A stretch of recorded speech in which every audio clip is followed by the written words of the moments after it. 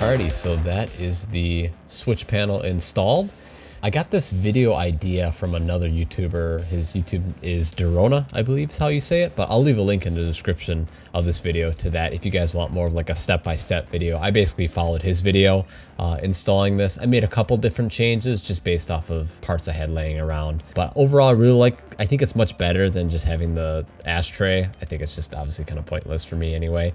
And the one thing you do lose is the outlet. There's not enough space behind there, so I'll probably just get a cap for that, or maybe some type of USB charger or something like that.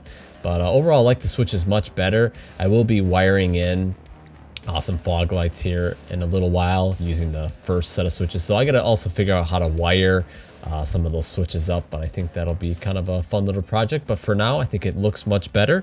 So anyway guys, hopefully you enjoyed this video. If you did, definitely give the video a thumbs up, definitely consider subscribing. That helps me out a bunch guys, and catch you guys in the next video.